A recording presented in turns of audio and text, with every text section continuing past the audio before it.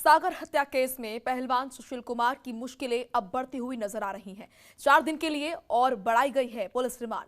आपको बता दें कि पुलिस ने सुशील कुमार समेत कुल 9 लोगों को गिरफ्तार किया है। इस पूरे मामले में हर 24 घंटे में कराना होगा मेडिकल। 3 आरोपियों की गिरफ्तारी के लिए छापेमारी की गई है। पुलिस ने 7 दिनों की रिमांड मांगी थी। कोर्ट ने सुशील कुमार की 4 दिन की कस्टडी पुलिस को दी है।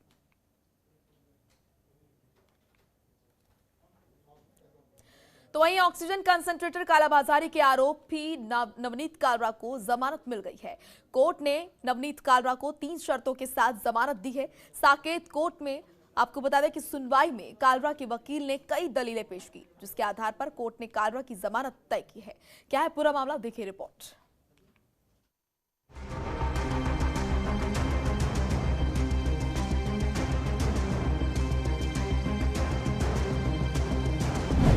नवनीत कालरा को मिली जमानत।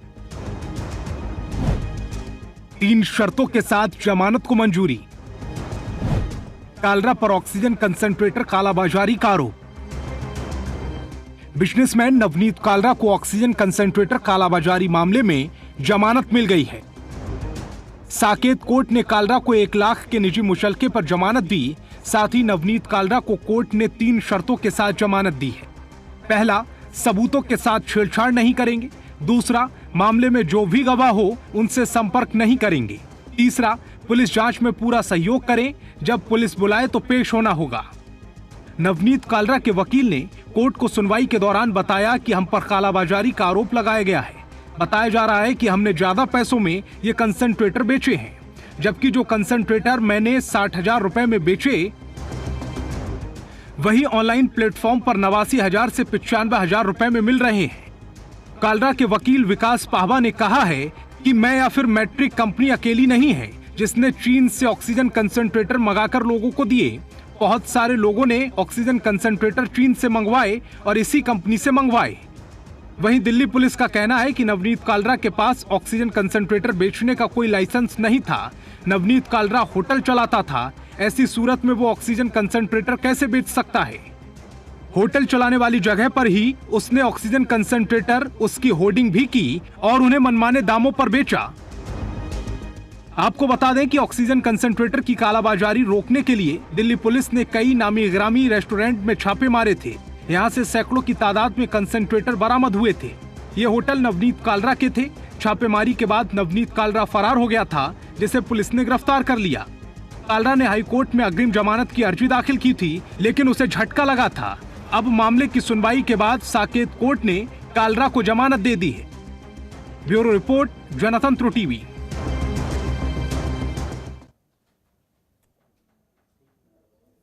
वहीं दिल्ली में मानसून से पहले तीनों एमसीडी ने तैयारी शुरू कर ली है। साउथ एमसीडी वेस्ट जोन नालियों की साफ सफाई में जुट गई है।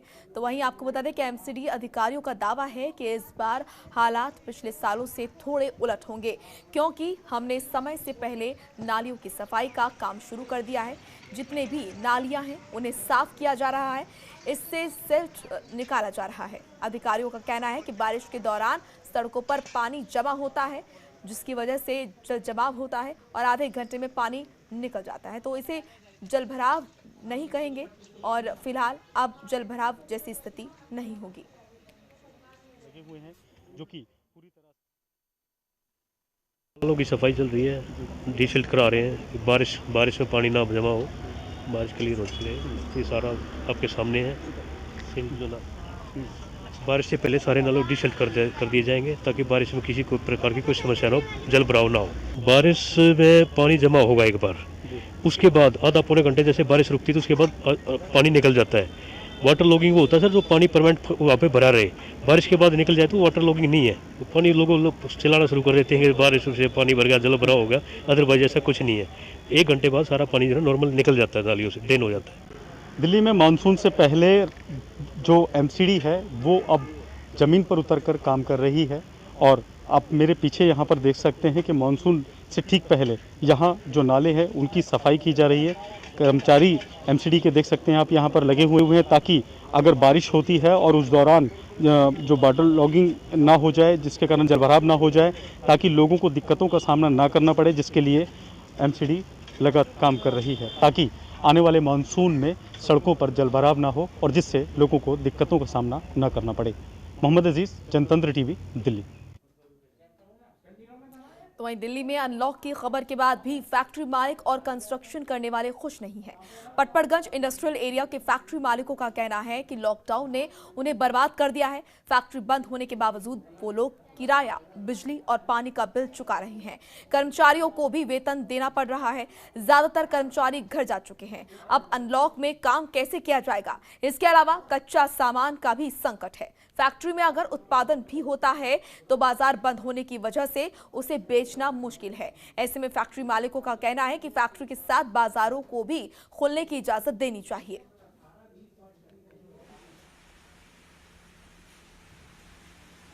देखिए, दिल्ली सरकार का ये कदम तो बहुत बढ़िया है, लेकिन फ़िलहाल में देखिए हम लोग के पास अभी कोई काम नहीं है।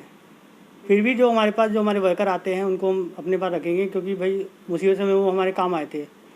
और अभी तो फ़िलहाल काम है नहीं, फिर भी एक दिन छोड़ के एक दिन जैसे जैसे काम आएगा अपना हम चलाएँगे फैक्ट्री। एक तो गाइडलाइन में तो ये है कि जो गाइडलाइन गवर्नमेंट की होगी उसको तो फॉलो करेंगे, जैसा गवर्नमेंट चाहेगी, जो मतलब वो देंगे, जो है इंस्ट्रक्शंस की ऐसे ऐसे करना है। जो सिर्फ इंडस्ट्री खोल रहे हैं, इंडस्ट्री अकेले खुल जाएगी वो तो अच्छी बात है, क्योंकि अब ज़रूरत आ गई है कि बहुत लेट हो रहा है, काम धंधे सारे रुके पड़े हैं और रोजी रोजगार का मामला है। लड़के जो है सब गाँव चले गए हैं, काम धंधा रुका पड़ा है, हमारे भी दिनचर्या रुकी हुई है, उनकी भी रुक रही है। तो मतलब ओपन करना ये गवर्नमेंट का डिसीजन है, अच्छा डिसीजन है। तो वहीं आप विधायक आतिशी से जनतंत्र टीवी ने खास बातचीत की। दिल्ली में वैक्सीन की कमी और कोरोना काल में केंद्र सरकार के रवैये पर उन्होंने बेबाकी से जवाब दिए।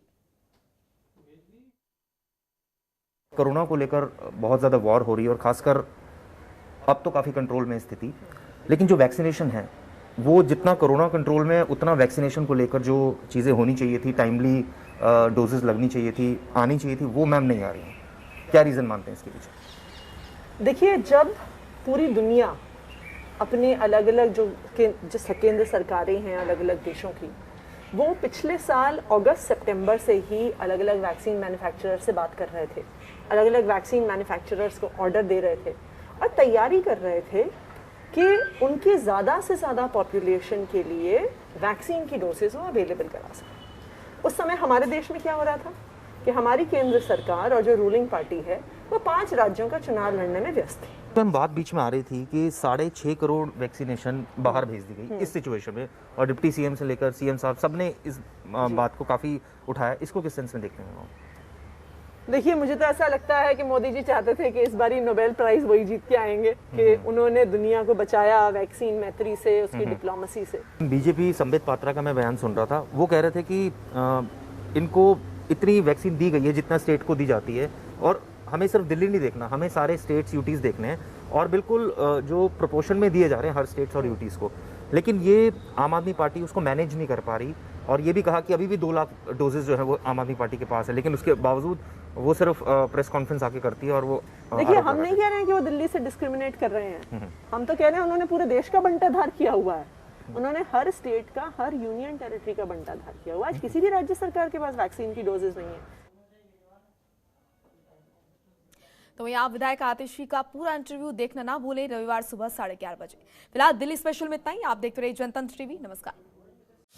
खबरों के निष्पक्ष विश्लेषण के लिए सब्सक्राइब करें Jantantra TV and press the bell icon. Never miss any update.